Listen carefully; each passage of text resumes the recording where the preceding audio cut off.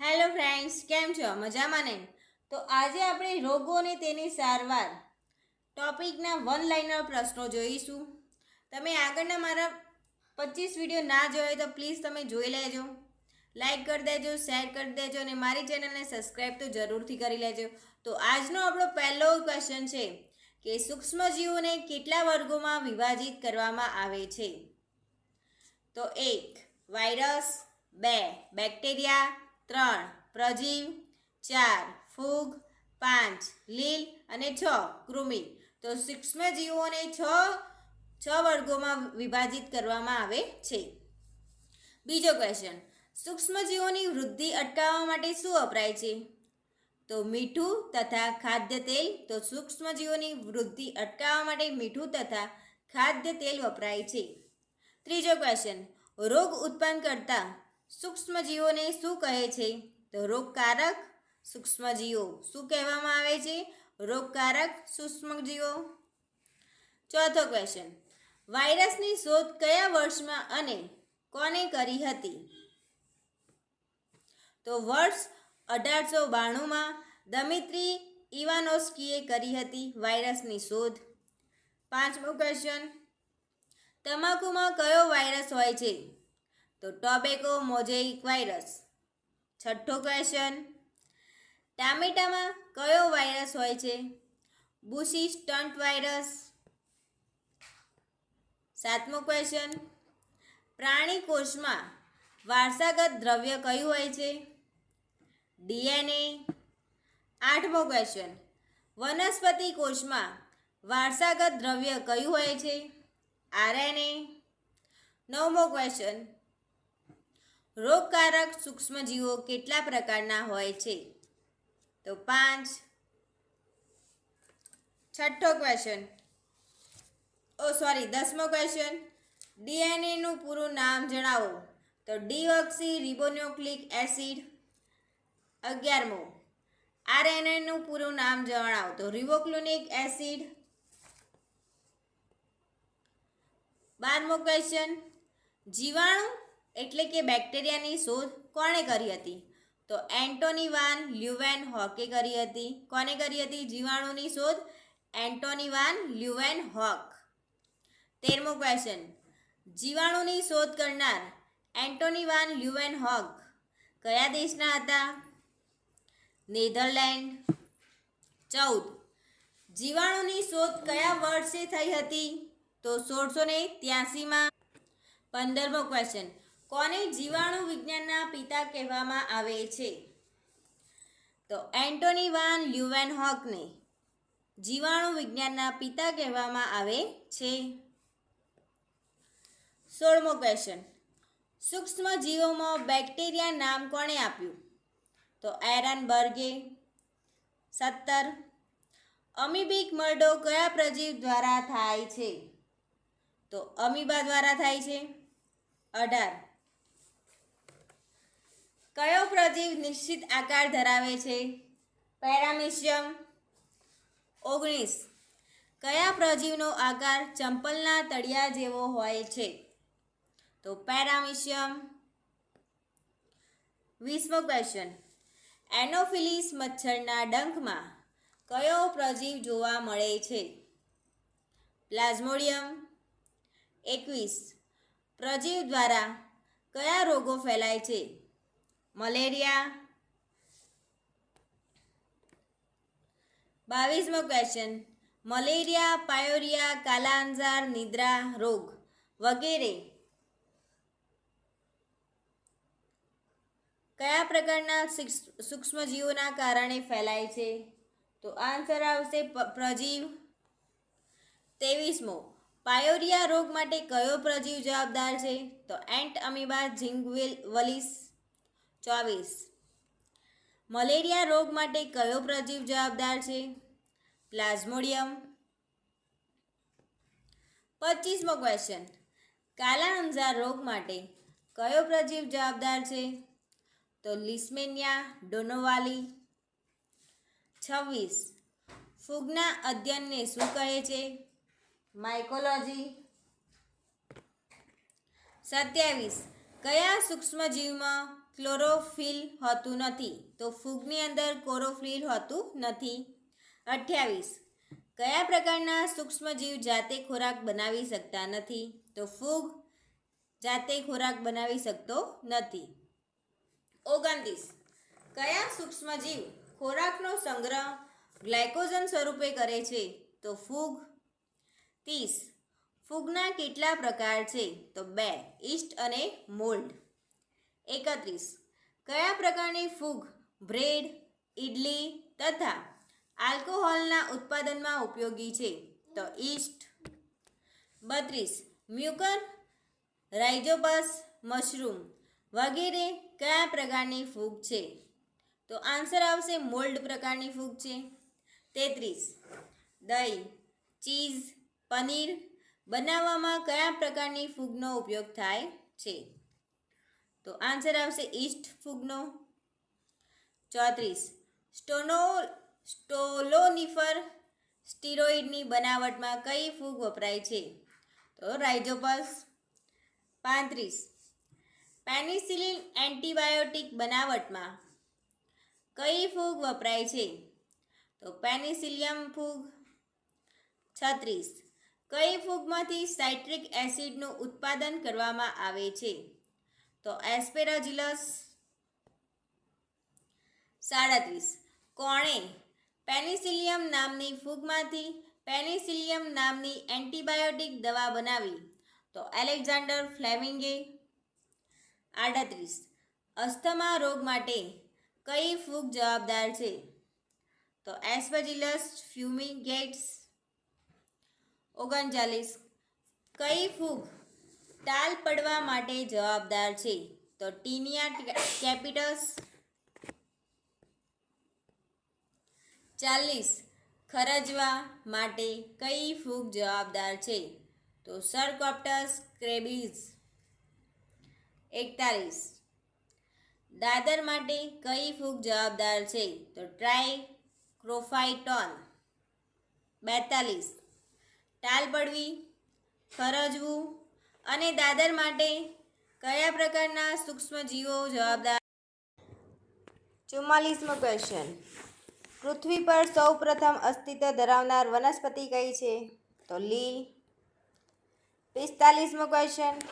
લીલને બીજા કયા નામે ઓળખવામાં આવે છે? તો શેવાળ. 46. લીલ કેટલા રંગની હોય છે? તો 3 રંગની હોય છે, લાલ, લીલી અને ભૂરી. 47મો ક્વેશ્ચન. કયા રંગની લીલ ચોખા માટે જૈવિક ખાતર તરીકે કાર્ય કરે છે? તો ભૂરા રંગની લીલ ચોખા માટે જૈવિક ખાતર તરીકે કાર્ય કરે છે. 48મો ક્વેશ્ચન. કોને ભારતમાં આધુનિક લીલ વિદ્યાના પિતા કહેવામાં આવે છે? તો પ્રોફેસર આયંગર. 49. કયા પ્રકારની વનસ્પતિને મૂળ, પ્રકાંડ, પર્ણ જેવા અંગો હોતા નથી? તો લીલ. 50. પ્રયોગશાળામાં ભેજ શોષક તરીકે વપરાતો અગર અગર નામનો પાવડર કઈ લીલના કોષોમાંથી બનાવવામાં આવે છે? તો જેલેડિયમ નામની લાલ લીલ. જેલેડિયમ નામની લાલ કલરની લીલ. તો please like, share and subscribe કરી લેજો. 51મો. થીજવાના દ્રવ્ય તરીકે કઈ લીલનો ઉપયોગ થાય છે? તો જેલેડિયમ. 52. કઈ લીલ હવામાં રહેલા નાઇટ્રોજનનું જમીનમાં સ્થાપન કરે છે? એનાબીના. 53. ચાઇના ગ્રસા નામની વાનગી બનાવવા કઈ લીલનો ઉપયોગ થાય છે? સ્પાઇરોગાયરા. 54. નોસ્ટોક, સ્પાઇરુલિના, ફોર, ફાયરા, આલ્બા, એનાબીબાના વગેરે શેના પ્રકાર છે? તો આ બધા જ લીલના પ્રકાર છે. 55. રોગના કેટલા પ્રકાર છે? તો 2, ચેપી રોગ અને બિનચેપી રોગ. 56. એઇડ્સ, ટાઇફોઇડ, અમીબિયાસિસ, ઓરી, ટીટેનસ કેવા પ્રકારના રોગો છે? તો ચેપી રોગ છે, એટલે કે સંસર્ગજન્ય રોગો. 57. કેન્સર, ડાયાબિટીસ, રિકેટસ, હૃદયરોગ, બ્લડ પ્રેશર કેવા પ્રકારના રોગો છે? તો બિનચેપી એટલે બિનસંસર્ગજન્ય રોગો. 58. અસરના આધારે રોગના કેટલા પ્રકાર છે? 2. એક્યુટ રોગો અને ક્રોનિક રોગો. 59. કમળો મલેરિયા રોગ કેવા પ્રકારના રોગો છે? તો એક્યુટ રોગો છે, એટલે કે ટૂંકા સમયમાં થતા રોગો. 60. એસાઇક્લોવિર, વાલાસાઇટિક્લોવિર, ફેમિસાઇક્લોવિર જેવી એન્ટીવાયરસ દવાનો ઉપયોગ કયા રોગની સારવાર માટે થાય છે? તો આન્સર આવશે અછબડા. અછબડા રોગની સારવારમાં પેસિવ ઇમ્યુનિટી તરીકે શું આપવામાં આવે છે? તો ઇમોગ્લોબિન. 62. અછબડા રોગના નિદાન માટે કયો ટેસ્ટ કરાવવામાં આવે છે? તો ઇલેક્ટ્રોન માઇક્રોસ્કોપ ટેસ્ટ. એઇડ્સનું પૂરું નામ જણાવો. તો એક્યુરેટ ઇમ્યુનોડેફિશિયન્સી સિન્ડ્રોમ. 64. એચઆઈવી વાયરસ શેમાં વિભાજિત થાય છે? લિમ્ફોસાઇટ. એચઆઈવી વાયરસ શરીરમાં કયા કોષને નુકસાન પહોંચાડે છે? તો લિમ્ફોસાઇટને. લિમ્ફોસાઇટ બીજા કયા નામે ઓળખાય છે? તો CD4. CD અને અહીંયા નીચે આવશે 4. એચઆઈવી વાયરસનો આકાર કેવો હોય છે? તો કેપ્સ્યુલ જેવો. એચઆઈવી વાયરસનું કદ કેટલું હોય છે? તો 1,10,000 મીમી. 69. P24 એન્ટીજન કયા વાયરસમાં હોય છે? તો એચઆઈવી. P24 એન્ટીજન કયા વાયરસમાં હોય છે? તો એચઆઈવી. 70. એચઆઈવી શેનાથી થાય છે? તો અસુરક્ષિત યૌન સંબંધથી, એચઆઈવી યુક્ત રુધિર ચઢાવવાથી, ચેપગ્રસ્ત સિરિંજ કે સોય વપરાશથી. 71. એચઆઈવી વાળા દર્દીને કયો રોગ થવાની સંભાવના વધુ હોય છે? તો ટીબી નામનો રોગ. 72. એઇડ્સ રોગની ઉદ્ભવ અવધિ કેટલી હોય છે? 8 થી 10 વર્ષ. 73. એઇડ્સના નિદાન માટે કઈ થેરાપી આપવામાં આવે છે? એન્ટીરિટ્રોવાયરસ થેરાપી. એઇડ્સના નિદાન માટે કયા કયા ટેસ્ટ કરાવવા પડે છે? ELISA test, rapid test, nucleic acid test, western blood test, sensitive test. 75. ELI assay ટેસ્ટનું પૂરું નામ જણાવો. Enzyme linked immuno sorbent assay. 76. કયા ટેસ્ટ દ્વારા ડાયરેક્ટ એચઆઈવી વાયરસ શોધી તેનું નિદાન કરવામાં આવે છે? તો nucleic acid test. 77. HIV positive દર્દીમાં એલ્સના 2 ટેસ્ટ કેટલા મહિના અંતરે કરવાના હોય છે? 2 મહિનાના અંતરે કરવાના હોય છે. 78. એઇડ્સને અટકાવવા માટે ભારતમાં કયો કાર્યક્રમ શરૂ કરવામાં આવ્યો હતો? તો રાષ્ટ્રીય એઇડ્સ નિયંત્રણ કાર્યક્રમ. 79. રાષ્ટ્રીય એઇડ્સ નિયંત્રણ કાર્યક્રમ ક્યારે શરૂ કરવામાં આવ્યો હતો? તો વર્ષ 1992. 80. ભારતમાં એઇડ્સના નિયંત્રણ માટે નેશનલ એઇડ્સ કંટ્રોલ ઓર્ગેનાઇઝેશનની સ્થાપના ક્યારે કરવામાં આવી હતી? તો વર્ષ 1992. 81. ભારતમાં એઇડ્સ માટે વોલટરી કાઉન્સેલિંગ એન્ડ ટેસ્ટિંગ સેન્ટરની શરૂઆત ક્યારે કરવામાં આવી હતી? તો વર્ષ 1997. 82. ભારતમાં એઇડ્સના નિયંત્રણ માટે મેટર્નલ ટુ ચાઇલ્ડ ટ્રાન્સમિશન કાર્યક્રમની શરૂઆત ક્યારે કરવામાં આવી હતી? તો વર્ષ 2002. 83. એન્ટીરિટ્રોવાયરસ થેરાપીની શરૂઆત ક્યારે કરવામાં આવી હતી? તો વર્ષ 2004માં કરવામાં આવી હતી. 84. એઇડ્સના નિયંત્રણ માટે prevention of mother to child ટ્રાન્સમિશનની શરૂઆત ક્યારે કરવામાં આવી હતી? તો વર્ષ 2004. 85. બર્ડ ફ્લૂ કયા પ્રકારનો રોગ છે? તો ઝૂનોસિસ.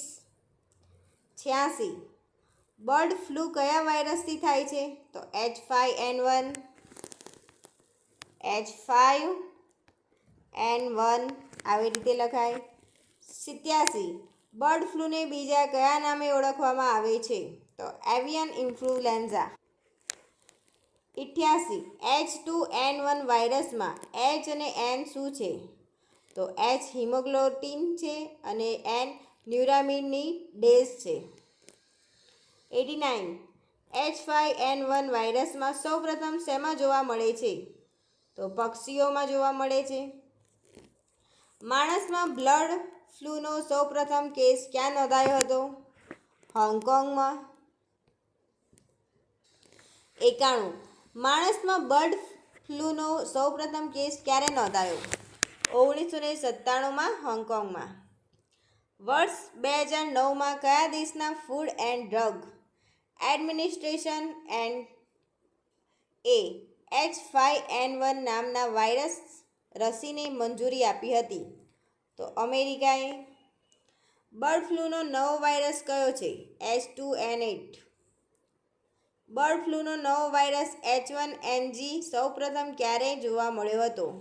તો વર્ષ 2016માં. ક્યારે જોવા મળ્યો? 2016માં જ.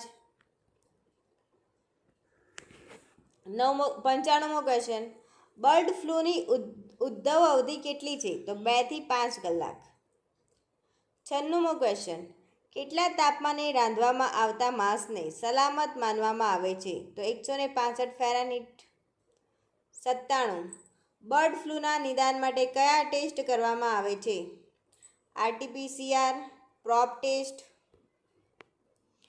98 ટેમીફ્લુ કે ફ્લૂ કે ઓસ્ટામિવિર, ઝાનામિવિર, અમાન્ટાડિન, રિમાન્ટાડિન કયા રોગની દવાઓ છે? તો બ્લડ ફ્લૂની દવાઓ છે આ બધી. 99 ચાંદીપુરા વાયરસનો ફેલાવો શેના દ્વારા થાય છે? ફ્લેબોટોમાઇન સેન્ડ ફ્લાય પ્રજાતિની માદા માખી દ્વારા. 97 ચાંદીપુરા વાયરસ કેવા પ્રકારનો વાયરસ છે? તો RNA. ચાંદીપુરા વાયરસ સૌપ્રથમ ક્યાં જોવા મળ્યો હતો? તો નાગપુર જિલ્લાના ચાંદીપુરા ગામે. તેથી તેનું નામ ચાંદીપુરા પડ્યું. 102 ચાંદીપુરા વાયરસ સૌપ્રથમ ક્યારે મળી આવ્યો હતો? તો વર્ષ 1965. ચાંદીપુરા વાયરસની શોધ કોને કરી હતી? તો ડૉક્ટર ભટ્ટ. ચાંદીપુરા રોગ કઈ વયના લોકોમાં વધુ જોવા મળે છે? તો 0 થી 14 વર્ષના બાળકોમાં. 105 મેનિન્જાઇટિસ એન્સેફેલાઇટિસ શું છે? તો મગજનો તાવ છે. શું છે? મગજનો તાવ. 106 ચાંદીપુરા રોગના નિદાન માટે કયા ટેસ્ટ કરવામાં આવે છે? તો RT-PCR કે ELISS ટેસ્ટ. 107 ચાંદીપુરા રોગની ઉદ્ભવ અવધિ કેટલી છે? તો 2 થી 7 દિવસ. 108 ચાંદીપુરા રોગમાં મગજમાં પ્રેશર અને સોજો ઘટાડવા કઈ દવા આપવામાં આવે છે? તો મેનિટોલ. 109 ચિકનગુનિયા શેનાથી થતો રોગ છે? તો વાયરસ. 110 ચિકનગુનિયા કયા વાયરસથી થાય છે? તો આલ્ફા વાયરસથી, ટોગા વાયરસ ગ્રુપના. 111 ચિકનગુનિયા શેનાથી ફેલાય છે? તો માદા એડિસ ઇજિપ્ત મચ્છરથી. 112 ગુજરાતમાં ચિકનગુનિયા ક્યારે જોવા મળ્યો હતો? તો 2006માં જોવા મળ્યો હતો. 113 ચિકનગુનિયા રોગોનો સમાવેશ ભારત સરકારના કયા પ્રોગ્રામ હેઠળ કરવામાં આવ્યો છે? તો national vector borne disease control programme. 114 chikungunya રોગની ઉદ્ભવ અવધિ કેટલી છે? કે 2 થી 7 દિવસ. 115 ચિકનગુનિયામાં શરીરની ચામડી કેવા રંગની દેખાય છે? ઘેરા રંગની. ચિકનગુનિયાના નિદાન માટે કયો ટેસ્ટ કરવામાં આવે છે? તો ELISA. 117 ચિકનગુનિયાની સારવાર માટે કઈ દવા આપવામાં આવે છે? ક્લોરોક્વિન, રિબાવિરિન. 118 ડેન્ગ્યુ એ શાનાથી ફેલાતો રોગ છે? તો વાયરસથી. 119 ડેન્ગ્યુ કયા મચ્છરના કરડવાથી થાય છે? તો માદા એડિસ ઇજિપ્ત મચ્છરથી. 120 ડેન્ગ્યુને બીજા કયા નામે ઓળખવામાં આવે છે? તો બ્રેકબોર્ન ફીવર. 121 ભારતમાં ડેન્ગ્યુનો સૌપ્રથમ કેસ ક્યાં નોંધાયો હતો? તો વેલ્લોર, તમિલનાડુ. 122 ભારતમાં ડેન્ગ્યુનો સૌપ્રથમ કેસ ક્યારે નોંધાયો હતો? 1956માં. 123 આપણો લાસ્ટ ક્વેશ્ચન છે. પ્લીઝ વિડીયોને લાઇક, શેર, કમેન્ટ કરી લેજો. ભારતમાં ડેન્ગ્યુ હેમરેજિક ફીવરનો સૌપ્રથમ કેસ ક્યાં નોંધાયો હતો? તો કોલકાતા, પશ્ચિમ બંગાળ, વર્ષ 1963માં. Thank you for watching my video.